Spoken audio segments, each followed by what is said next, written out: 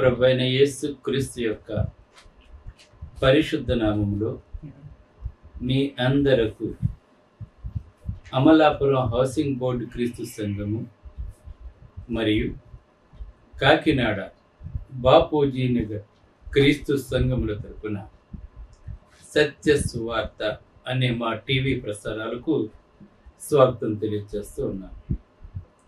ఇవాళ ధ్యానాంశం ఏంటంటే, ఒకని నుండే ప్రతి జాతి మనుషులను సృజించెను. అపోస్తుల కార్యం 17వ అధ్యాయం 26వ వచనం. ప్రార్థన చేసుకుందాం.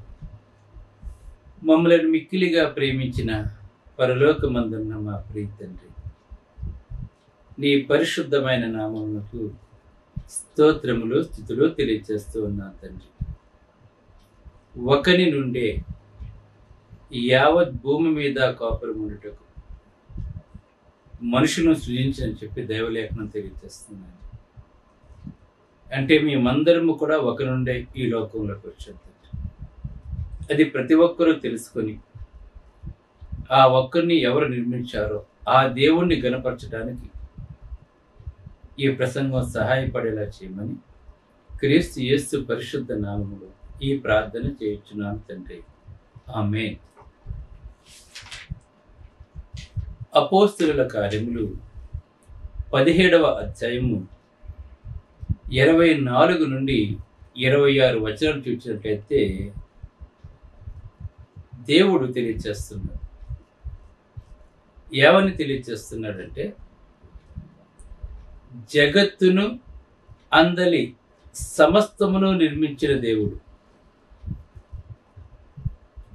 ఒకే దేవుడు ఈ జగత్తును అంటే ఈ జగత్తును అంటే ఈ జగత్తులో ఎన్నైతే ఉన్నాయో, ఎన్ని జీవరాశులైతే ఉన్నాయో, అంటే ఆకాశంలో కానీ భూమి మీద కానీ నీళ్ళలో కానీ ఏమైతే సృజించబడ్డాయో, మన కంటికి ఏవైతే కనబడుతున్నాయో, ఇంకా మనకు కంటికి కనబడినవి ఇంకా అనేకమైనవి ఎన్నో కోట్లు ఉన్నాయి. అంటే జగత్తును అందలి సమస్తమును నిర్మించిన దేవుడు, నేనే నిర్మించానని చెప్పి దేవుడని యెహోవా తెలియజేస్తున్నాడు. జగత్తును అందులో సమస్తాన్ని నిర్మించినటువంటి వాడని నేనే అని మాట్లాడుతూ, కనుక నేనే ఆకాశమునకును భూమికిని ప్రభువునని మాట్లాడుతున్నాను. ఈవేళ భూమికి కానీ ఆకాశానికి కానీ ప్రభు ఎవరంటే దేవుడైన యెహోవా. ప్రభు అయిన యేసుక్రీస్తు ద్వారా తండ్రి అయిన దేవుణ్ణి మనం గణపరచాలి. ప్రభు అయిన యేసుక్రీస్తు గారు కూడా తండ్రితో సమానము. కానీ యేసుక్రీస్తు ద్వారా అంటే ఈ లోకంలోకి వచ్చాడు గనక, మన కొరకు రక్తం చిందించాడు గనక, ఆయన మనకు తెలుసు గనక, ఆయన ద్వారా మనం తండ్రి అయిన దేవుని కనపరచాలి. అందు నిమిత్తమే జగత్ పునాది వెయ్యబడక మునిపే, ఈ జగత్తుని సృజించక మునిపే దేవుడు మనం సృజించాలని చెప్తున్నాడు. ఎఫెసీ పత్రిక 1వ అధ్యాయం చూసినట్లయితే 4వ వచనం, జగత్ పునాది వెయ్యబడక మునిపే అంటే ఈ సృష్టిని సృజించక మునిపే ప్రేమ చేత క్రీస్తులో దేవుడు మనల్ని ఏర్పాటు చేసుకున్నానని చెప్తున్నాడు. అంటే ఈ సృష్టి చెయ్యకుండా ఉన్నప్పుడు, ఈ సృష్టిని చెయ్యనప్పుడు ప్రభు అయిన యేసుక్రీస్తు వారు దేవునితో సమానంగా ఉన్నాడు గనక దేవుడు ఏం చేశాడు? క్రీస్తు ద్వారా మనల్ని నిర్మించుకున్నాను అని చెప్తున్నాడు. ఇక్కడ క్రీస్తు ద్వారా మనం నిర్మించబడ్డామని చెప్తున్నాడు ఇక్కడ. అందుకే జగత్ పునాది వెయ్యబడక మునిపే క్రీస్తు ద్వారా ప్రేమ చేత నేను మిమ్ములను సృజించుకున్నానని చెప్తున్నాడు దేవుడు. అంటే జగత్తును సృజించిన వాడు దేవుడే, మనల్ని కూడా సృజించిన వాడు దేవుడే. అంటే మనల్ని సృజించాలని చెప్పి అనుకున్న తర్వాత మనకు నివాస యోగ్యంగా ఉండటానికి ఈ జగత్తుని ఆయన సృజించాడు. అది సంగతి. మన కొరకు జగత్తును సృజించాడు దేవుడు. కేవలం మానవుని కొరకు జగత్తును అందులో సమస్తాన్ని దేవుడు నిర్మించాడు. ఈ జగత్తులో ఉన్నవన్నీ కూడా మన కొరకే. వెలుగు మన కొరకు, చెట్లు మన కొరకు, జంతువులు మన కొరకు, నీళ్లు మన కొరకు, గాలి మన కొరకు, ఆహారం మన కొరకు. చూసారా, ఇవన్నీ కూడా సృష్టిలో ఉన్న ప్రతీది కూడా మానవుని కొరకే దేవుడు సృజించను ఉందండి. కనుక ఆకాశమునకును భూమికిని కూడా ఆయనే ప్రభు అయి ఉన్నాడు. గనక ఆయనే ఈ జగత్తును అందులో సమస్తాన్ని నిర్మించిన దేవుడే అందరికీ జీవాన్ని, ఊపిరిని దయచేస్తున్నాడు. ఈవేళ మనమందరము జీవంతో ఉన్నామంటే, మనమందరము ఊపిరితో ఉన్నామంటే, మనమందరము మాట్లాడుతున్నామంటే, మనమందరము చూస్తున్నామంటే, మనమందరము ఆలోచిస్తున్నామంటే, మనమందరము పనులు చేస్తున్నామంటే, దీనికి కారణం ఏంటంటే మనందరికీ కూడా జీవాన్ని, ఊపిరిని దయచేసినటువంటి వాడు దేవుడే. జీవానికి ఊపిరికి తేడా ఏంటంటే, జీవము ఎల్లప్పుడూ శాశ్వత కాలం ఉంటుంది, ఊపిరి ఈ దేహం ఉన్నంత వరకు మాత్రమే ఉంటుంది. ఊపిరి ఆగిపోయిందంటాం మనం. ఊపిరి ఆగిపోయిందంటే చచ్చిపోయినట్లు లెక్క అనమాట. అంటే దేహంతో ఉన్నంత వరకు మనకు ఊపిరి ఉంటుంది. అందుకే జీవమును, ఊపిరిని ఆయన మనకు దయచేస్తారని చెప్పి దేవుడు తానే చెప్పుకుంటూ ఇంకా ఏమని మాట్లాడుతున్నాడంటే, యావత్ భూమి మీద కాపురం ఉంటుంది. అంటే ఎంత భూభాగం అయితే విస్తరింపబడి ఉన్నదో, ఈ భూభాగంలో ఉన్న వాళ్ళందరూ కూడా ఒకరి నుండే ఉద్భవించారని చెప్తున్నాడు దేవుడు. ఇవాళ ప్రపంచంలో ఎన్ని దేశాలైతే ఉన్నాయో, ఎన్ని ఖండాలైతే ఉన్నాయో, ఈ ఎన్ని ఖండాలలో ఎంతమంది అయితే మనుషులు ఉన్నారో వాళ్ళందరూ కూడా ఒకరి నుండే వచ్చారని చెప్పి దైవ గ్రంథం క్లియర్గా తెలియజేస్తుంది. ఆ ఒక్కడు ఎవరంటే ఆదాము. ఆదాము దేవుని కుమారుడుగా పిలువబడ్డాడు. అంటే దేవుడు చేసిన మానవుడు దేవుని కుమారుడుగా పిలువబడ్డాడు. మనకి మత్తయి సువార్తలోను, లూకా సువార్తలోను మనకు రాయబడి ఉంటుంది. ఆదాము దేవుని కుమారుడు అని చెప్పి మనకి ఇక్కడ వాళ్ళు రాయటం జరిగిందండి. అది నేను మీకు తెలియజేస్తున్నాను. చూడండి, ఈ మన వంశావళి కనుక మనం చూసినట్లయితే ఆ వంశావళిలో మనకి ఈ విషయాన్ని తెలియజేస్తున్నాడండి. లూకా సువార్త 3వ అధ్యాయం 38వ వచనం చూసినట్లయితే, లూకా సువార్త 3వ అధ్యాయం 38వ వచనం చూసినట్లయితే ఇక్కడ యేసు ప్రభు దగ్గర నుంచి మొదలుపెట్టి యేసు ప్రభు ఏ వంశంలోంచి అయితే వచ్చాడో, ఏ గర్భంలోంచి అయితే వచ్చాడో అది చివరి వరకు చెప్పుకుంటూ వస్తుంది. యేసు ప్రభు దగ్గర నుంచి వెనక్కి వస్తున్నాడండి చరిత్రకారుడు ఈ లూకా గారు. ఆఖరి వచనంలో ఏం చెప్తున్నాడంటే, కేయినాను ఏనోషును కనును, ఏనోషు షేతుకు, షేతు ఆదాముకు, ఆదాము దేవుని కుమారుడు అని ఉందండి. ఇక్కడ గమనించండి. ఇక్కడ అంటే ఈ ఆదాము యొక్క గర్భంలో నుంచే యేసు ప్రభు వచ్చినట్లుగా మనం చూస్తున్నాం. అంటే యేసు ప్రభు వచ్చే వరకు కూడా వంశావళి మనకు బైబిల్లో క్లియర్గా ఉందండి. అంటే మొదటి మానవుడి దగ్గర నుంచి మొదలుపెట్టి యేసు ప్రభు వచ్చే వరకు కూడా ఏ వంశంలోంచి అయితే యేసు ప్రభు వచ్చాడు ఆ మొదటి వ్యక్తి ఎవరంటే ఆదాము అని చెప్పి దైవ గ్రంథం మనకు తెలియజేస్తుంది. క్లియర్గా ఉందని మనకు బైబిల్లో వంశావళులతో సహా దేవుడు మనకు రాశాడండి. అలాగనే యేసు ప్రభు ఏ గోత్రంలోంచి అయితే వచ్చారో వాళ్ళు ఇంకా భూమి మీద సజీవంగా ఉన్నారు. యేసు ప్రభు ఎక్కడైతే పెరిగాడో వాళ్ళు ఇంకా సజీవులుగా ఉన్నారు. ఇక్కడ చూడండి, ఈవేళ ప్రపంచంలో ఎంతమంది మనం ఉన్నాము అంటే దానికి కారణం ఏంటంటే ఒకరి నుండే వచ్చాం. మనం ఆదాము నుంచి వచ్చాం. ఆదాము యొక్క ఎముకని దేవుడు స్త్రీగా చేశాడు, వారిద్దరి సంతానం నుంచి. అందుకే యావత్ భూమి మీద కాపురం ఉండుటకు ఆయన ఒకరి నుండే ప్రతి జాతి మనుషులను సృజించను. ప్రతి జాతి మనుషులను దేవుడు సృజించాడు. ఈవేళ ఎన్ని జాతులు అయితే ఉన్నాయో మనకు అనిపించవచ్చు. మనకి మరి ఒకరి నుండి వస్తే మన అందరం కూడా ఒకేలాగా ఉండాలి కదా అనిపిస్తుంటుంది ఒక్కొక్కసారి. కానీ భూభాగాలను బట్టి, అక్కడ వాస్తవిక పరిస్థితులను బట్టి, వాతావరణాన్ని బట్టి మనిషి యొక్క రూపురేఖలు కూడా మారినట్లుగా మనం గమనించాలి. కానీ ఏది ఏమైనప్పటికీ మన ప్రపంచంలో ఉన్న ప్రతి ఒక్కరూ కూడా ఆదాము నుండి వచ్చినటువంటి వారే. కనుక మనం అందరము కూడా ఒక నుండే ఈ లోకంలోకి వచ్చాం కనుక ఒకటిగా ఉండాలని చెప్పి దేవుడు తెలియజేస్తున్నాడు. కానీ ఈ లోకంలో చూసినట్లయితే మనం మనుషులందరూ కూడా దేశాల వారిగా విడిపోతున్నాం, మతాల వారిగా విడిపోతున్నాం, జాతుల ప్రకారంగా విడిపోతున్నాం, ఇంకా కులాల పరంగా విడిపోతున్నాం మనం. కానీ ఒక నుండే వచ్చాం కదా. ఇప్పుడు ఆదాముకి ఏ కులం అయితే మనది కూడా అదే కులం అవుతుందండి. కానీ ఆదాముకు కులం లేదు, దేవుని కుమారుడు అంతే. ఈ కులాలు అనేవి మానవుడు కల్పించుకుని మనిషిని విడగొట్టుకుంటున్నాడు భారతదేశంలో. కులము అనేది భారతదేశంలో మాత్రమే కనబడుతుంది, కానీ ప్రపంచ దేశాల్లో ఎక్కడా కూడా కనిపించదండి కులం అనేది. ప్రపంచ దేశాల్లో ఎక్కడా కూడా కులం అనేది ఉండదండి. అమెరికాలో తెల్లవాళ్ళు నల్లవాళ్ళు అంతే, రెండే రెండు జాతులండి. అలాగే దేవుని ఎరిగిన వారు, దేవుని ఎరగినటువంటి వారు, రెండే రెండు జాతులండి ఎక్కడైనా సరే. కానీ భారతదేశంలో మాత్రం మనకు ఒక రాష్ట్రానికి పడదు, ఒక దేశానికి పడదు. మళ్ళీ కులాలు అప్పుడు ఇక్కడికి మళ్ళీ దౌర్భాగ్యం ఏంటంటే కులాలు, మీ కులం వేరు మా కులం వేరు, మీరు వేరు మేము వేరు. ఇలాగ మనుషులు ఏం చేస్తున్నారంటే మనుషులు అలా విడగొట్టుకుంటూ వెళ్ళిపోతున్నారండి. భారతదేశంలో కుల వ్యవస్థ ఎంత భయంకరంగా తయారయ్యిందంటే నిజంగా ఒక బిడ్డ పుట్టినప్పుడు వాడు ఎదుగుతూ ఉన్నప్పుడు ఆ తల్లిదండ్రులు మంచి కన్నా మానవత్వం కన్నా మంచి గురించి చెప్పరు, మానవత్వం గురించి చెప్పరండి, కులం గురించి చెప్తారు. ఏమని చెప్తారంటే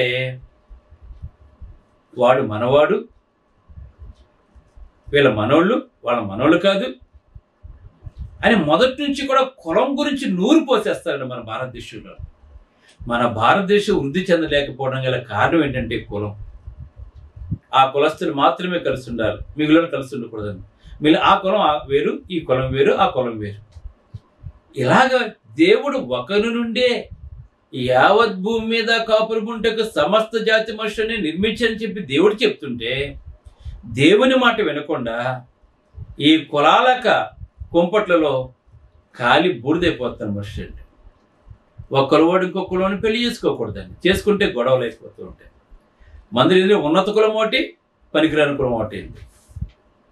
దౌర్భాగ్యం నిజంగా మనుషులు. కులాల గురించి ఒక మనిషి మాట్లాడాడు అంటే వ్యక్తిత్వం లేనివాడు వాడు. నిజంగా వ్యక్తిత్వం ఉన్నవాడు ఎవడో కూడా అలా మాట్లాడండి. అందరూ ఒక నుండే వచ్చారు. మనిషి బ్రతకాలంటే అందరితోటి కలిసి ఉండాలి, కేవలం ఒక కులంతో కలిసి ఉంటేనే సరిపోద్దా? నువ్వు వ్యాపారం పెట్టి నీ కులం వాళ్ళకి మాత్రం అమ్మ, నువ్వు మిగిలిన మానే. తప్పిది. అందుకే క్రైస్తవులు ఇటువంటి ఏమీ కూడా లేవండి. ఇక్కడ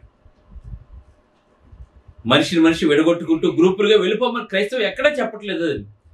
ఈ గ్రూపులు విడిపోతే ఏం పరిస్థితి? ద్వేషాలు వస్తుంటాయి, కొట్లాట్లు వస్తూ ఉంటాయి, మనిషి మీద మనిషికి అసహ్యం కలుగుతూ ఉంటుంది. కనుక బైబిల్ స్పష్టంగా చెప్తుంది. ఏం చెప్తుందంటే బైబిల్లో ఎక్కడా కూడా కుల ప్రస్తావన లేదండి. బైబిల్ ఎక్కడా కూడా మనుషులందరూ వేరువేరని చెప్పట్లేదండి. దేవుని ఎరిగిన వారు, దేవుని ఎరగని వారు రెండే రెండు మంది అంతే. అందరూ ఒకే రక్త సంబంధం, అందరూ ఒక రక్తం నుంచి వచ్చిన మనం అందరము కూడాను. కనుక ప్రేమ కలిగి ఉండమని బైబిల్ చెప్తుందండి. అందుకే దేవుడు మాట్లాడుతున్నాడు, యూదుడని గ్రీసు దేశస్థుడని భేదం లేదని మాట్లాడుతున్నాడండి.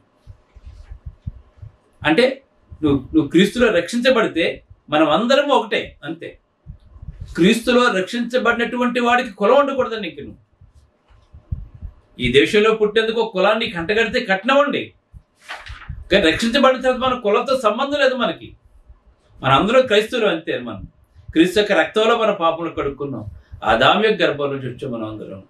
మళ్ళీ ఈ క్రైస్తవులు ఈ మధ్య వచ్చిన దౌర్భాగ్యం ఏంటంటే మళ్ళా ఒక ఫిషర్మెన్స్ ఉన్నారు అనుకోండి, వాళ్ళకి వాళ్ళ పాస్టర్, సెటిబల్జీకి వాళ్ళ పాస్టర్, మళ్ళా కాపులకి కాపుల పాస్టర్. చూసారా? అంటే ఇందులో కూడా మళ్ళా డివిజన్లు తీసుకొస్తుందండి. అంతా ఒకటి కింద ఉండట్లేదు. మళ్ళా మా వాళ్ళ అబ్బాయి సంఘం ప్రారంభించే మేము అక్కడికి వెళ్ళిపోతున్నాం అంతే. మా వాళ్ళ అబ్బాయి, వీళ్ళ అబ్బాయి కదా. మరి ఈ అబ్బాయి ఎక్కడి నుంచి వచ్చాడు? ఆదాము నుంచి వచ్చిన బైబిల్ చెప్పడం లేదా? అందరూ ఆదాము నుంచి వచ్చిన బైబిల్ చెప్పట్లేదా? వీళ్ళు వాళ్ళు అబ్బాయి పెట్టాడు కానీ మా వాళ్ళు అబ్బాయి పెట్టాడు కానీ మేడకి వెళ్ళిపోతున్నాం. వాక్యాన్ని సరిగా బోధించలేనంత వరకు కూడా ఈ దౌర్భాగ్యం ఇలాగే ఉంటుందండి. ఖండించాలి, గద్దించాలి, బుద్ధి చెప్పాలి.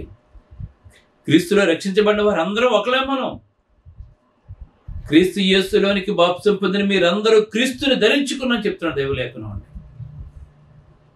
ఎందుకు అలా విడగొట్టుకున్నారు ఈవేళ? మనిషి ఎందుకు విడగొట్టుకున్నారు ఈవేళ? దేవుడు అలా చెప్పలేదండి అలాగా. అయితే రోమీలకు రాసిన పత్రిక 2:8 ఏం చెప్తుందంటే, అయితే భేదములు పుట్టించి, చూసారా మనుషులు ఏం చేస్తున్నారు? భేదాలు పుట్టిస్తున్నారు. నీ వేరు, మేము వేరు. మీది ఆంధ్రప్రదేశ్, మా తెలంగాణ. మీరు వేరు, మేము వేరు. చూడండి ఎలాగ దౌర్భాగ్యం. మీ భారతదేశం, మేము పాకిస్తాన్. అలాగే ఇజ్రాయెల్ వేరు, హమాస్ వేరు. మేమంతా అరబ్బులు అంతా ఒక దేశం మాది. మీరు క్రైస్తవులంతా మీది ఒక దేశం. ఇలా మనిషి విడగొట్టుకోవటం వల్ల విద్వేషాలు వస్తూ ఉంటాయి. మనమంతా ఒకటే అనుకున్నప్పుడు ఒక మాట మీద ఉంటాం మనం అందరం కూడా. దైవగ్రంథం అదే చెప్తుంది.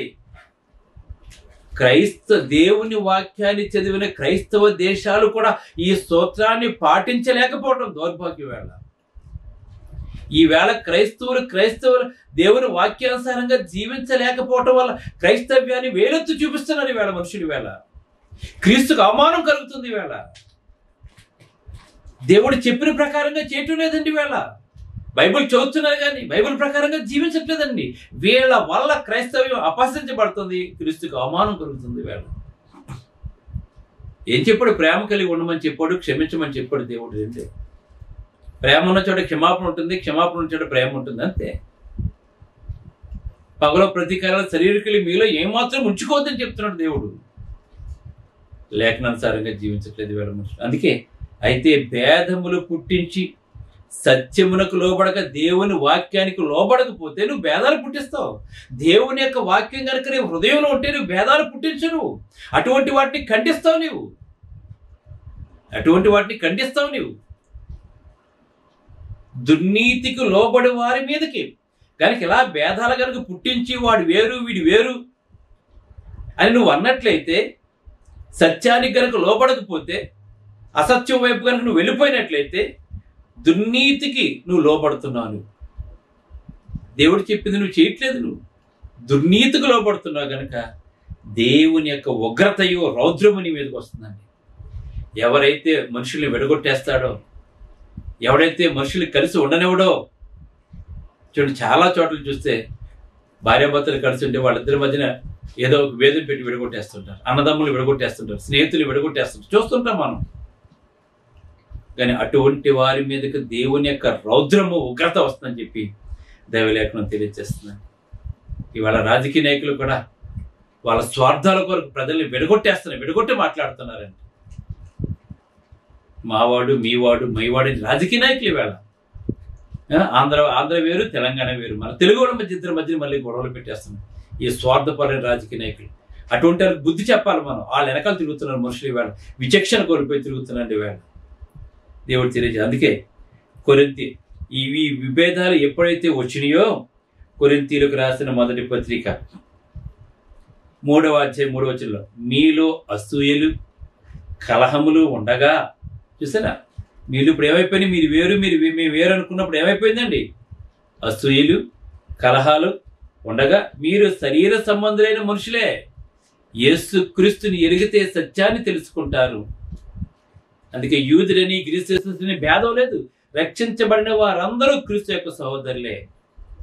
ఒకే రక్తములో విమోచించబడి సృష్టింపబడిన వారితో కలిసి కలహములు భేదములు లేకుండా ఒకటిగా జీవించాలి, ప్రేమతో జీవించాలి. ఇది దేవుడు తెలియజేస్తున్నాడు. క్రీస్తుని ఎరకపోతే శరీర సంబంధులు వాళ్ళకి తెలియదు కనుక వాళ్ళు మాట్లాడతారు. మరి క్రీస్తులో ఉన్న మనం ఏం చేయాలి? అందుకే రోమీయులకు రాసిన పత్రిక 1వ అధ్యాయం 28-32 చూసినట్లయితే, మరియు వారు మనసులో దేవుని చోటు ఇవ్వకపోయిరి. చాలా మంది వేళ దేవునికి చోటు ఇవ్వలేకపోవటం వల్ల ఈ విభేదాలు, కలహాలు, ద్వేషాలు, అసూయలు కలిగి జీవిస్తున్నారు. దేవుడు ఉంటే అసూయ ఉండదు, కలహం ఉండదు, స్వార్థం ఉండదు, ప్రేమ సమాధానం కలిగి ఉంటారు. తప్పు చేస్తే క్షమిస్తారు, అపకారం మనసులో పెట్టుకోరండి. శత్రువును కూడా ప్రేమిస్తారు. అది క్రైస్తవ్యం దేవుడు చెప్పేది. అందుకే మరియు వారు మనసులో దేవునికి చోటు ఇయ్యనొల్లకపోతే గనుక చేయరాని కార్యములు చేటుకు దేవుడు భ్రష్ట మనసును వారికి ఇచ్చాడని. ఇంకా దేవుడికి ఎప్పుడైతే చోటు ఇవ్వలేదో అటువంటి వాడు భ్రష్ట మనసు కలిగి ఉంటాడు. మనుషులను విడగొట్టేస్తాడు, కుటుంబాలను విడగొట్టేస్తాడు, దేశాన్ని విడగొట్టేస్తాడు. వాడు బాగుండటం కొరకు ఎంత నీచానికైనా దిగజారుతూ ఉంటాడు. ఇటువంటి వారి దగ్గర మనం చాలా అప్రమత్తంగా ఉండాలని చెప్పి దేవుడు మనకు తెలియజేస్తున్నాడు. అట్టి వారు సమస్త దుర్నీతి చేతను, నీతి కాదండి వాళ్ళు, సమస్త దుర్నీతి చేతను, దుష్టత్వము చేతను, ఈర్ష్య చేతను నిండుకొని, దేవుడు లేకపోతే దేవుడు తెలియచేస్తున్నాడు, దుష్టత్వము చేత ఈర్ష్య చేతను నిండుకొని మత్సరమును, నరహత్య, కలహాలు, కపటము, వైరమును వాటితో నిండుకొని ఉంటారండి వీళ్ళందరూ కూడా.